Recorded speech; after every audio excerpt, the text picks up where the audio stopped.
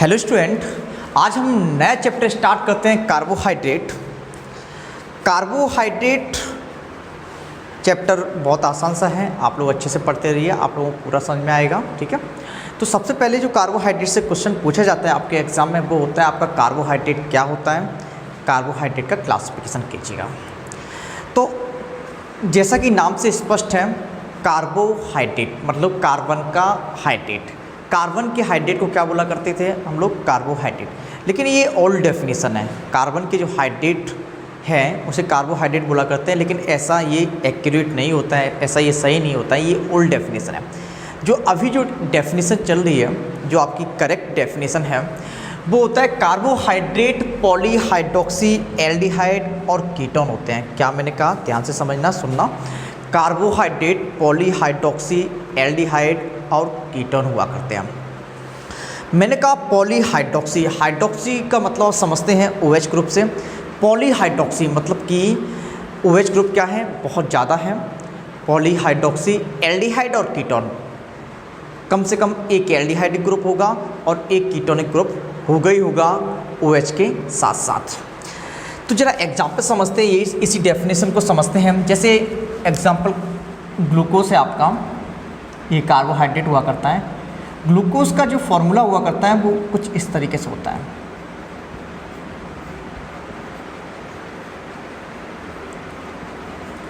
ये आपका ग्लूकोज है, CHO, CHOH का होल फोर्स, CH2OH।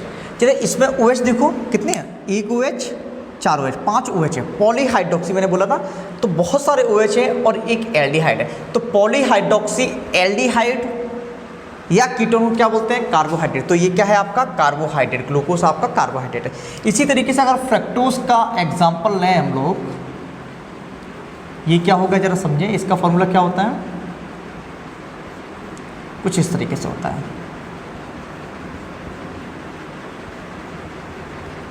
ये आपका फ्रक्टोज का एग्जांपल है। तो देखो जरा, इस फ्रक्टोज में कितने OH ग्रुप है, 5 OH ग्रुप है और कीटोन है। तो पॉलीहाइड्रोक्सी एल्डिहाइड और कीटोन को हम लोग क्या बोला करते हैं, कार्बोहाइड्रेट बोला करते हैं।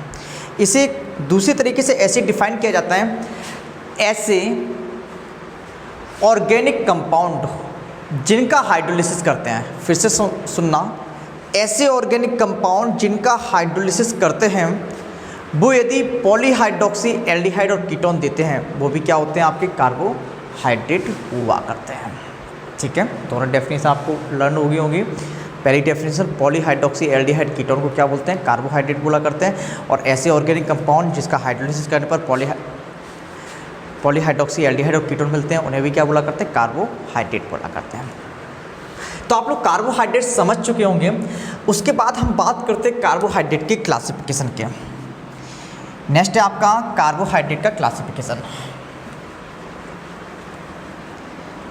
Classification of carbohydrate.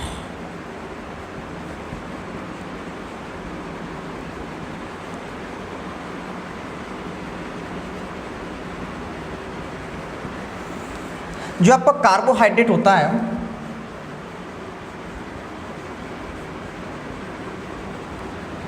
उसे 2 पार्ट में क्लासिफाइड कर सकते हैं। एक तो होता है शुगर, दूसरा होता है नॉन शुगर। क्या मैंने कहा, कार्बोहाइड्रेट को 2 पार्ट में क्लासिफाइड कर सकते हैं। First is sugar and second is non sugar. Sugar को हम लोग 2 पार्ट में क्लासिफाइड करते हैं, monosaccharide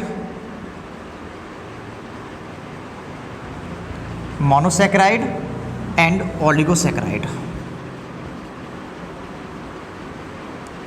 monosaccharides and oligosaccharide. Non sugar को हम लोग बोला करते हैं पॉलीसैकेराइड। क्या मैंने कहा, जो कार्बोहाइड्रेट होते हैं उसे हम 2 पार्ट में क्लासिफाइड कर सकते हैं, number first sugar and number second non sugar. जो शुगर होती है उसे हम 2 पार्ट में क्लासिफाइड कर सकते हैं, मोनोसैकेराइड एंड ओलिगोसैकेराइड। और नॉन शुगर को हम लोग बोल देते हैं पॉलीसैकेराइड। ठीक है, अब ये शुगर क्या होती है, सबसे पहले आप लोगों ने शुगर आप घर पे यूज़ करते होंगे। तो शुगर क्या होती है, सबसे पहले आप जो शुगर यूज करते हैं वो मीठी होती है, स्वीट होती है, ठीक है।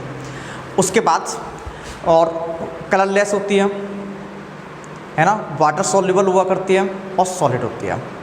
मतलब ऐसे कार्बोहाइड्रेट जो कलरलेस होते हैं, सॉलिड होते हैं, वाटर सॉल्युबल होते हैं एंड मीठे हुआ करते हैं, उन्हें हम लोग बोला करते हैं शुगर बोला करते हैं।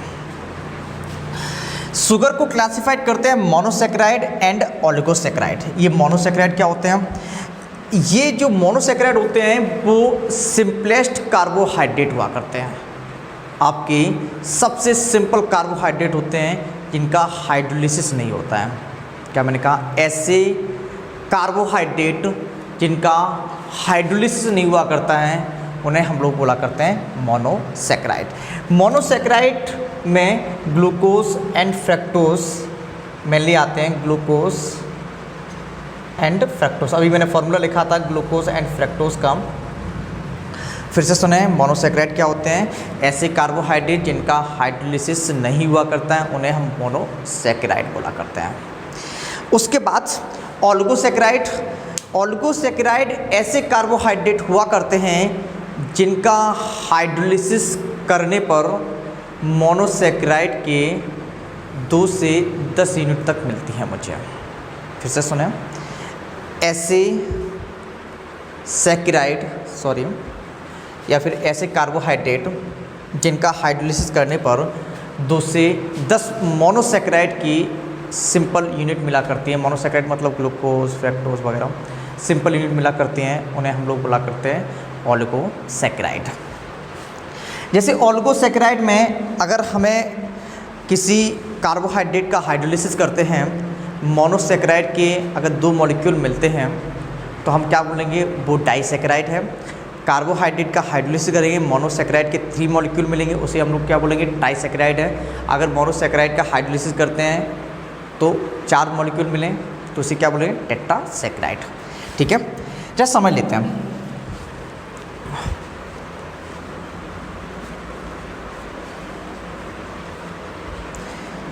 जरा देखिए आप, नंबर फर्स्ट है आपका मोनोसैकेराइड कवर कर चुके थे हम लोग, ओलिगोसैकेराइड कवर करेंगे। ओलिगोसैकेराइड में नंबर फर्स्ट है डाइसैकेराइड।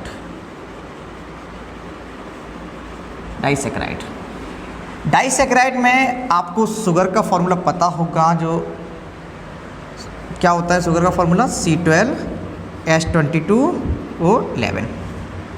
इसका अगर हम हाइड्रोलिसिस करते हैं तो क्या बनता है, एक मॉलिक्यूल ग्लूकोज का बनेगा और एक मॉलिक्यूल फ्रक्टोज का बनेगा। हम सीधे सीधे लिख दे रहे हैं 2 मॉलिक्यूल मोनोसैकेराइड के मिलते हैं मुझे, C6H12O6। तो ये क्या होगा, C12H22O11 जो है आपका, वो आपका डाइसैकेराइड है। क्यों, क्योंकि ये मोनोसैकेराइड, क्योंकि इसका हाइड्रोलिसिस करने पर मोनोसैकेराइड के 2 मॉलिक्यूल बनते हैं। इसी तरीके से ट्राइसैकेराइड,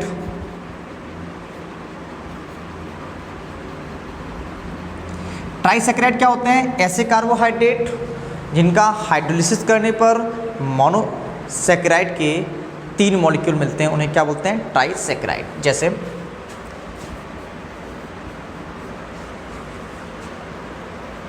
ये आपका रेफिनोज है, इसका हम हाइड्रोलिसिस करेंगे। इसका हम जैसे ही हाइड्रोलिसिस करते हैं, आप लोग अगर रिएक्शन बैलेंस नहीं है तो आप लोग देख लेना कहाँ रिएक्शन में गड़बड़ है। क्या ये रिएक्शन बैलेंस है, नहीं है, यहाँ पे एक एस्टर, ठीक है। आप रिएक्शन बैलेंस जानते हैं, बैलेंस करना। तो जैसे ही हम रेफिनोज का हाइड्रोलिसिस करेंगे तो 3 मोनोसैकेराइड के मॉलिक्यूल मिलते हैं, तो इसे क्या बोलेंगे हम लोग, ट्राइसैकेराइड। इसी तरीके से टेट्रासैकेराइड होगा, इसी तरीके से पेंटासैकेराइड होगा। पेंटासैकेराइड में क्या होगा, मोनोसैकेराइड की कितने मॉलिक्यूल मिलेंगे, 5 मॉलिक्यूल मिलेंगे। नेक्स्ट हम बात करते हैं नॉन शुगर के, नॉन शुगर या फिर पॉलीसैकेराइड। तो हम कह सकते हैं ऐसे कार्बोहाइड्रेट जिनका हाइड्रोलिसिस करने पर मोनोसैकेराइड के बहुत सारे मॉलिक्यूल मिलते हैं। फिर से सुने, ऐसे कार्बोहाइड्रेट जिनका हाइड्रोलिसिस करने पर मोनोसेक्राइड की बहुत सारी यूनिट्स मिलती हैं, बहुत सारे मॉलिक्यूल मिलते हैं, उन्हें क्या बोलते हैं? पॉलीसेक्राइड। जैसे स्टार्च,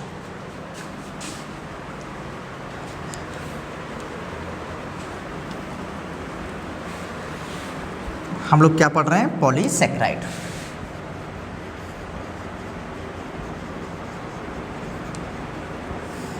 क्या मैंने कहा? ऐसे कार्बोहाइड्रेट जिनका हाइड्रोलाइसिस करने पर मोनोसेक्राइड के बहुत सारे मॉलिक्यूल मिलते हैं, उन्हें क्या बोला करते हैं? पॉलीसेक्राइड बोला करते हैं। जरा एग्जांपल समझ लेते हैं। आप लोगों को स्टार्च का फॉर्मूला पता होगा, क्या होता है जरा समझो। C6H10O5 इसका होलेन, इसका होलेन का मतलब बहुत सारे मॉलिक्यूल इसमें होते हैं, ठीक है। तो हम क्या करें, यहाँ पर इसका हाइड्रोलिसिस करा देते हैं हम लोग। जब हम इसका हाइड्रोलिसिस कराएंगे तो हमें मोनोसेक्राइड की बहुत सारे मॉलिक्यूल मिलते हैं, तो इसे बोला करते हैं पॉलीसेक्राइड या फिर नॉन शुगर। फिर से सुने, पॉलीसेक्राइड क्या होते हैं? ऐसे कार्बोहाइड्रेट जिनका हाइड्रोलिसिस करते हैं, मोनोसेक्राइड की बहुत सारी मॉलिक्यूल मिलते हैं, उन्हें हम लोग बोला करते हैं पॉलीसेक्राइड। क्लियर है इतना? आज हमने कार्बोहाइड्रेट पढ़ा, कार्बोहाइड्रेट की क्लासिफिकेशन के बारे में बात की। अब हम नेक्स्ट लेक्चर में ग्लूकोज के बारे में बात करेंगे, ग्लूकोज की केमिकल प्रॉपर्टीज़ के बारे में बात करेंगे, जो आपके एग्ज़ाम के पॉइंट ऑफ व्यू से बहुत ज़्यादा मोस्ट हुआ करते हैं। अगर कोई भी लेक्चर एक बार में समझ में ना आए तो बार बार देख लीजिएगा, ठीक है। मिलते हैं नेक्स्ट लेक्चर में।